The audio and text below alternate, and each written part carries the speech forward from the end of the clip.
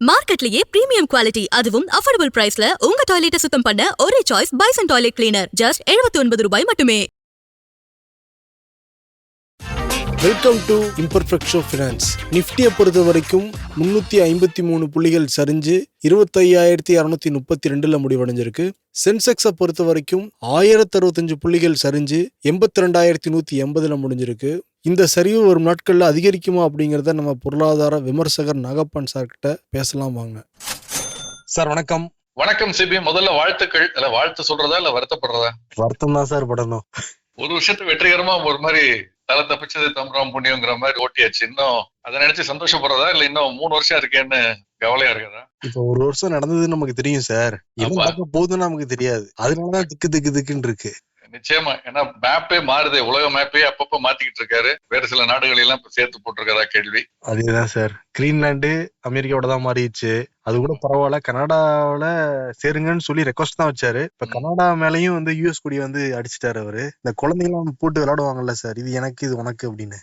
அந்த மாதிரி உலக மேப்லயும் விளையாடிக்கிட்டு இருக்காப்புல ட்ரம்ப். இன்னும் என்னென்ன பண்ண போறாருன்னு தெரியல. நிச்சயமா இது எல்லாத்தையுமே பாதிக்குதுங்கிறது தான் உண்மை. எல்லா விஷயங்களும் இதனுடைய பாதிப்புங்கிறது நிச்சயமா இருக்கு. தொடர்ந்து ஏறிக்கிட்டு இருந்த உலக சந்தைகள் கூட இன்னைக்கு வந்து கொஞ்சம் ஆட்டம் காண ஆரம்பிச்சிருக்கு. அது ஆஸ்திரேலியா பங்கு சந்தையிலிருந்து ஆரம்பித்து ஷங்காயில பெரிய அளவுல மாற்றம் இல்லை. பட் மற்ற France, Italy, Denmark, England, UK market, Japanese market இன்னைக்கு 2.5% இறங்கி இருக்கு. அது கூட கொஞ்சம் ஸ்டேபிளா இருந்தது, நடுவுல தொடர்ந்து ஏறிக்கிட்டு இருந்தது. இப்ப அதுவும் இறங்க ஆரம்பிச்சிருக்கு. கிட்டத்தட்ட எல்லா ஐரோப்பிய ஆசிய பங்கு சந்தைகளுமே 1%ல இருந்து 2% வரைக்கும் இன்னைக்கு இறக்கத்தை சந்தித்து இருக்கிறது. அதேதான் நம்முடைய சந்தையிலும் இன்னைக்கு நீங்க பாத்துருக்கீங்க. அதுக்கு காரணம் பிக் பாஸ் ட்ரம்ப் தான். நிச்சயமா அந்த ஒரு அன்சர்டனிட்டி தான் வந்து இதை இறக்குது. இன்னொரு பக்கம் தங்கம் வெள்ளியே ஆல் டைம் ஹைக்கு தொடர்ந்து இன்னைக்கும் ஆல் டைம் ஹைக்கு போயிருக்கு, புதிய உச்சங்களை தொட்டிருக்கு. ஓகே, நீங்க நம்ம மார்க்கெட் வந்து பாக்குறப்ப எப்பயுமே இறக்கம் இருக்கும் சார். ஆனா கொஞ்சம் பெரிய இறக்கம் மாதிரி தெரியுது. ஒரு 350 தாண்டதுங்கிறது அதுவும் 2 மணி வரைக்கும் ஒரு சீரான இறக்கம் தான். அதுக்கு மேல ஒரு பெரிய இறக்கமா வந்து தெரியுது. என்ன சார் நடந்துச்சு? ஐரோப்பிய பங்கு சந்தைகள் வந்து மதியத்திற்கு பிறகு துவங்கிய பிறகு அதுவுமே நெகட்டிவா இருக்குது. ஒரு தொடர்ந்து இங்க ஒரு தாக்கத்தை ஏற்படுத்துகிறது. சிச்சுவேஷன் எதுவுமே இம்ப்ரூவ் ஆகல. சோ ஒரு அந்த இருந்த ஹோப் எல்லாம் முடியும் பொழுது இன்னும் ஒரு 4-5 நாட்கள் இருக்கு. சோ நிறைய பேர் லாஸை கட் லாஸ் பண்ணுவாங்க. அது ஒன்று இருக்கிறது.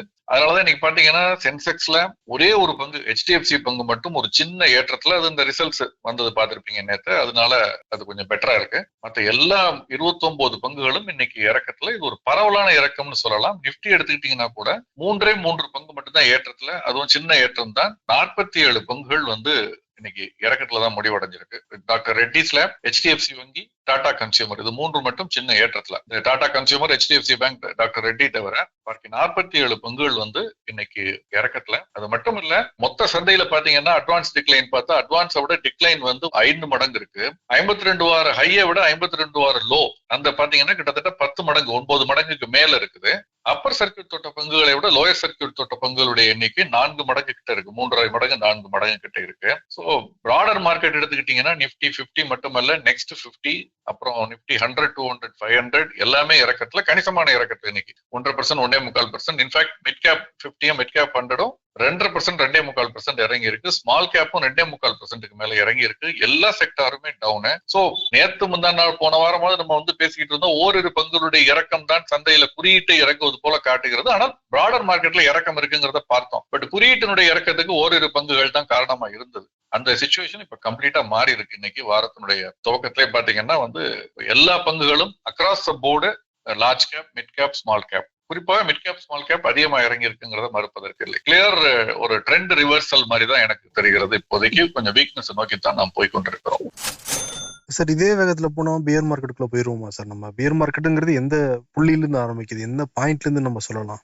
என்னை பொறுத்த வரைக்கும் இது வந்து ஒப்பீனியன் தான், குவாலிட்டேட்டிவான ஒரு ஒப்பீனியன் தான். என்னை பொறுத்த வரைக்கும் சென்ற ஆண்டு மார்ச் மாதம் தொட்டு அந்த 23,000க்கு அரௌண்ட் 23,000 நிப்டி அந்த லெவல் அப்படின்னா இன்னும் கூட 2,000 புள்ளிகள் இறங்குவதற்கான வாய்ப்புகள் இல்லாமல் இல்லை. அதுக்கு கீழே போற வரைக்கும் பேர் மார்க்கெட்னு சொல்ல முடியாதுன்னு நான் நினைக்கிறேன். இந்த சென்டிமெண்ட் இவ்வளவு வரும், ஒரு 10% ஏறினதுல ஒரு 5% அப்படியே ப்ராஃபிட் புக் பண்ணிக்கிட்டே வர்றாங்க. அதனுடைய ஒரு தாக்கம் தான் இங்க இருக்குங்கிறத பாக்குறேன். அப்படித்தான் நான் பாக்குறேனே தவிர இதை வந்து ஒரு பேர் மார்க்கெட்னு சொல்ற அளவுக்கு ஒரு பேனிக்காவோ எதுவும் இல்லை. பட் இன்னைக்கு இருக்கக்கூடிய சிச்சுவேஷன் நாளையும் தொடர்ந்துச்சுன்னா தென் ஒரு சின்னதா ஒரு பேனிக் செட் ஆகுனா மார்ஜின் கால்ஸ்னு சொல்லுவோம். நிறைய பேர் என்ன பண்ணிருப்பாங்க, பங்குகளை வந்து மார்ஜின் ட்ரேடிங்னு சொல்றது, அதை அடமானம் வைத்து பணம் வாங்கி மேலும் சில பங்குகளை வாங்கியிருப்பாங்க. இப்ப விலை குறையும் பொழுது அந்த மார்ஜினை கட்டணும். அந்த வித்தியாசத்தை 100 ரூபாய்க்கு கடன் வாங்கி பங்கு வாங்கியிருந்தாங்கன்னா அந்த 100 ரூபாய் பங்குனுடைய விலை இன்னைக்கு வந்து 70 ரூபாய் ஆச்சுன்னா அந்த 30 ரூபாய் அவங்க கட்டணும். கட்ட முடியாத பட்சத்துல அந்த பங்குகள் விற்பனைக்கு வரும், அவர்கள் கையில் அடமானம் வைத்திருக்கக்கூடிய பங்குகள். அப்ப என்ன ஆகும்னா அதனாலேயே அந்த பங்குனுடைய விலை மேலும் இறங்க ஆரம்பிக்கும். இது வந்து ஒருவேளை நாளைக்கு தொடர்ந்தால் நாளை மறுநாள் அது நடப்பதற்கு சாத்தியக்கூறுகள் இருக்குதுன்னு நான் நினைக்கிறேன். சோ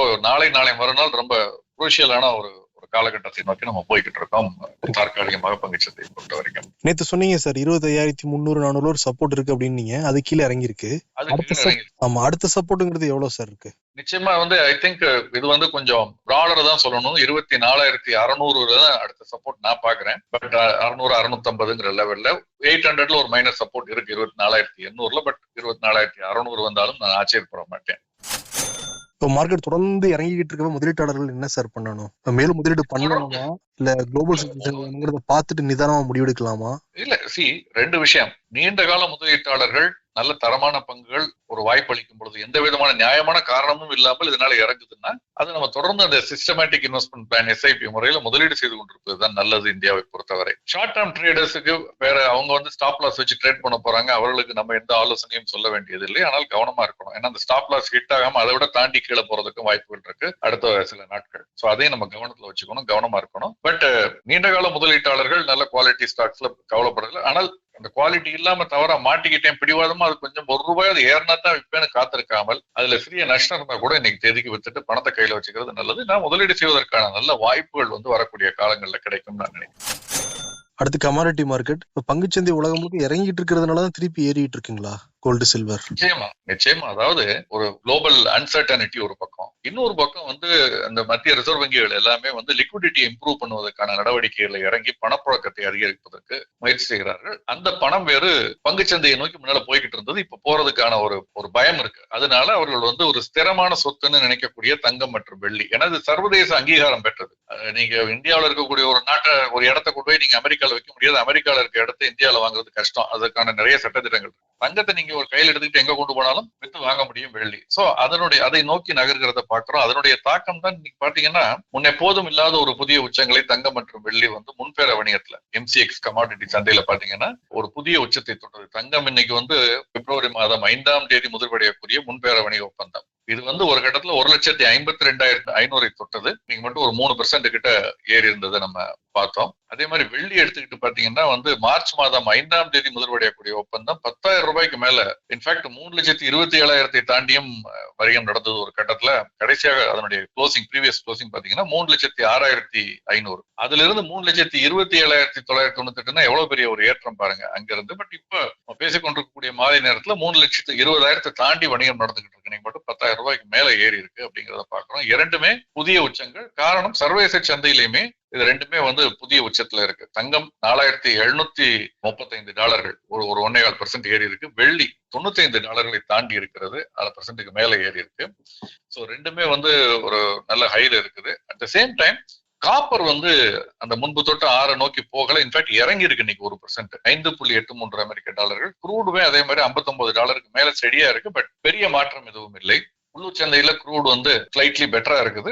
அது வந்து டாலர் மாற்று விகிதத்தின் காரணமா இருக்கலாம். காப்பர் 1% இறங்கி இருக்கு, 1,288 அப்படின்னு வந்திருக்கு. கரன்சியை பத்தி சொன்னேன். கரன்சி பாத்தீங்கன்னா இன்னைக்கு வந்து பெரிய மாற்றங்கள் இல்லை என்றாலும் கூட டாலர் வந்து 91க்கு மிக மிக அருகாமையில், அதாவது 90.99 அப்படிங்கிற அளவுல இன்னைக்கு இருக்கு. ஜனவரி மாதம் முதல்வடையக்கூடிய முன்பேற வணிக ஒப்பந்தம் தேசிய பங்கு சந்தையில.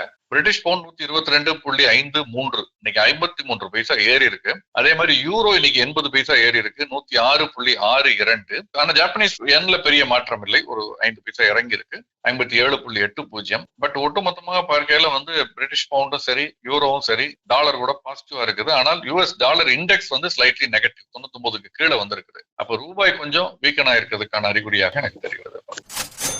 ரூபா பத்தி சொன்னீங்க, சில்வர் கோல்ட பத்தி சொன்னீங்க சார். இதுக்கு முன்னாடி நம்ம வந்து பேசுறப்ப ஒரு வருஷத்துல தங்கம் வெள்ளி ரொம்ப அதிகமா போயிருந்தா அடுத்த வருஷம் கம்மியாகும் அப்படிங்கிற மாதிரி தான் தரவு இருக்குன்னு நீங்க சொல்லியிருந்தீங்க சார். பொதுவாக ஒரு 1.5 ஆண்டு காலகட்டத்தை எடுத்துக்கிட்டு பார்த்தோம்னா 18 மாதங்களை தாண்டி பார்க்கும்போது. Yes sir. குளோபல் அன்சர்டனிட்டி காரணமாக இப்ப திருப்பியும் தங்கம் வெள்ளி ஏறுது. இப்ப என்ன சார் பண்ணலாம் இந்த வருஷம்?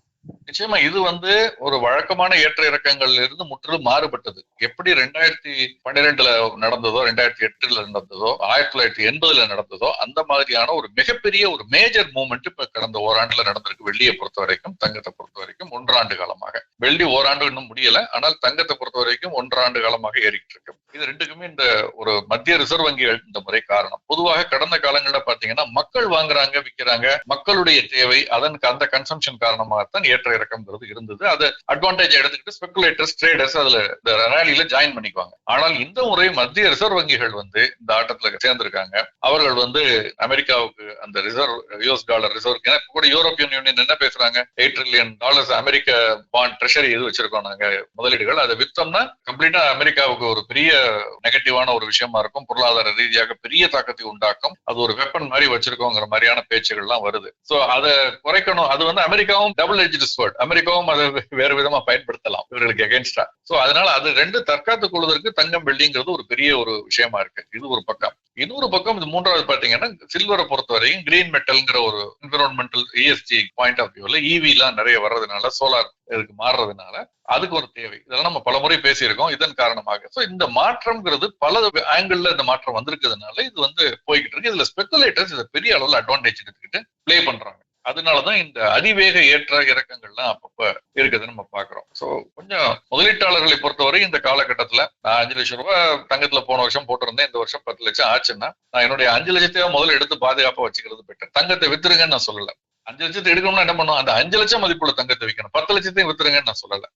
உங்க அலோகேஷன் எவ்வளவோ அந்த அலோகேஷனுக்கு ஸ்ட்ரிக்டா நீங்க இருங்க. அடுத்த முறை திரும்ப இந்த 5 லட்சம் 6 லட்சம் ஆகுதா, 1 லட்சத்துக்குள்ள தங்கத்தை வித்து எடுத்துங்க. அந்த மாதிரி உங்களுடைய ஒரு அசட் அலோகேஷன்ல அதுக்கு என்ன ப்ரொபோர்ஷன் கொடுத்துருக்கீங்களோ அந்த ப்ரொபோர்ஷனுக்கு மேல கணிசமாக அதிகரிக்கும் பொழுது நீங்க ஒரு 10%, 15% வச்சுக்கலாம். அது மாதிரி ஏறும் பொழுது அந்த எக்ஸ்ட்ரா இருக்கிறத எடுத்துட்டு நீங்க வந்து பணத்தை கையில வச்சுக்கிறது நல்லது. மீண்டும் இறங்கும் பொழுது அதை வாங்கலாம், அல்லது வேறு இறங்கி இருக்கக்கூடிய முதலீடுகளில் பங்குச்சந்தையா இருக்கலாம், அது ரியல் எஸ்டேட்டா இருக்கலாம், ஏதாவது இறங்கி இருக்கிறதுல நீங்க அந்த முதலீட்டை திருப்பி விடலாம். சார், Q3 ரிசல்ட்ஸ் தொடர்ந்து வந்துகிட்டு இருக்கு. முக்கியமான கம்பெனிகளோட Q3 ரிசல்ட்ஸ் பாத்தீங்களா சார்? பார்த்தேன். இன்ஃபேக்ட் மார்க்கெட் இன்னைக்கு இறங்கி இருந்தா கூட சில நிறுவனங்களுடைய லாபம் குறைஞ்சிருக்கு, சில நிறுவனங்கள் நஷ்டத்துல போயிருக்கு. பட் இன்னைக்கு வந்து பெரும்பாலான நிறுவனங்கள் பாசிட்டிவான ரிசல்ட்ஸ் கொடுத்திருக்கதை நான் பாக்குறேன். அதையும் நம்ம இங்க யோசிக்கணும். உதாரணமா ITC ஹோட்டல்ஸ், இவங்களுடைய 3ஆம் காலாண்டு நிகர லாபம் கணிசமாக அதிகரிச்சிருக்கு. ஸ்டாண்டலோனே அதிகரிச்சிருக்கு, கன்சாலிடேட்டடும் அதிகரிச்சிருக்கு. நீங்க அது பாத்தீங்கன்னா அதனுடைய பட் பங்கினுடைய விலை வந்து பெரிய அளவுல ஏர்ல. இன்ஃபேக்ட் 182 ரூபாய்க்கு வந்தது. 63% ப்ராஃபிட் வந்து அதிகரிச்சிருக்கு. அதே மாதிரி குஜராத் கேஸ், இதனுடைய ஸ்டாண்டலோன் நெட் ப்ராஃபிட் வந்து 265 கோடி. இது வந்து 20% மேல ஏறி இருக்கு. ஏன்னா முன்பு வந்து 221 கோடியா இருந்தது, இப்ப 225 கோடிங்கிறது 20% மேல ஏறி இருக்குங்கிறத பாக்குறோம். அதே மாதிரி SRF அந்த நிறுவனத்துடைய முடிவுகள் வந்தது. அதுவுமே லாபம் வந்து 64% அதிகரிச்சிருக்கு. 279 கோடி இதற்கு முன்பு இருந்தது அந்த லாஸ்ட் இயர் குவார்டர்ல. இப்போ வந்து 457 கோடி. சோ இது வந்து 64% அதிகரிச்சிருக்கு SRF ஓடது. இது மாதிரி இந்தியா மார்ட், அப்புறம் மற்ற பல நிறுவனங்கள், JNK Jammu and Kashmir bank, persistent systems 19% வந்து லாபம் அதிகரிச்சிருக்கு. இந்த மாதிரி பல நிறுவனங்களுடைய முடிவுகள் தொடர்ந்து வந்துகிட்டு இருக்கு. பை அண்ட் லார்ஜ் இன்னைக்கு வந்து முடிவுகள்ல பெரும்பாலான முடிவுகள் கொஞ்சம் பாசிட்டிவா இருந்தது தான் நான் பாக்குறேன். சிறப்பு சார். நீ டீட்டெயிலா பல தரவுகள் எங்களுக்காக சொன்னீங்க சார், தகவல் சொன்னீங்க. ரொம்ப நன்றி சார். நன்றி. உங்களின் டெய்லி கிளீனிங் ப்ராசஸ ஈஸியாவும் ஃப்ரெஷ்ஷாவும் மாற்ற பெஸ்ட் சாய்ஸ் 50 ஆண்டு கால அனுபவம் பெற்ற bison toilet cleaner. Budget friendly, அதே சமயம் பிரீமியம் குவாலிட்டி என டபுள் சேலஞ்ச். மேலும் விவரங்களுக்கு 9514 333 999.